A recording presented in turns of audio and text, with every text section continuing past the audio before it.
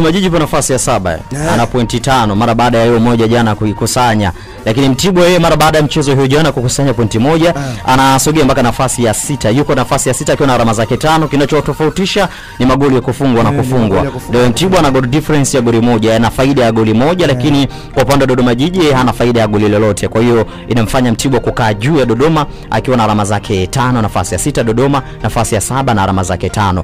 Tukienda kwako Michael Alois.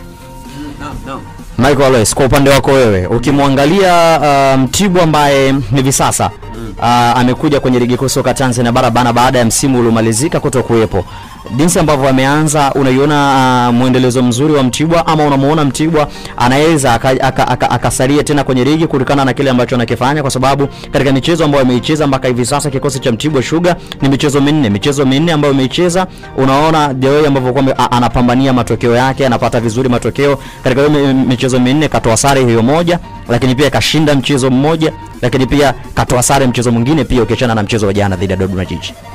Kwa mimi maoni yangu mpaka sasa hivi yani ni bado sijaona ladha ya ligi kuu yetu, kwa sababu ukija kuangalia vilabu vingi sana hasa hivi vilabu vya madaraja ya kati ni vilabu ambavyo yani vinacheza lakini unashindwa kuelewa vinahitaji nini, kwa sababu mfano mchezo wa jana wa Dodoma Jiji dhidi ya Mtibwa Sugar ni mchezo ambao ukija kuangalia hata kikosi cha Mtibwa Sugar eneo la ni attacking midfielder, nazungumzia eneo la kiungo pale, na eneo la attacking yenyewe maana yake ma striker ni eneo ambalo yani walikuwa hawana combination nzuri, kwa sababu ukija kuangalia attacking pale walikuwa wanakusana magoli na walikuwa wapo very offensive kwenye kufunga. Na ukija sasa kuangalia kikosi pia cha Dodoma Jiji wenyewe ni kama timu bado hawajafahamiana vizuri, kwa sababu ukija kuangalia kuna wachezaji wengi sana wametoka. Ukimzungumzia eneo la ambaye alikuwa anawapikia wachezaji wa pale mbele Ajibu Migomba sasa hivi hayupo kwenye kikosi kile pale, na ni kama sasa hivi kocha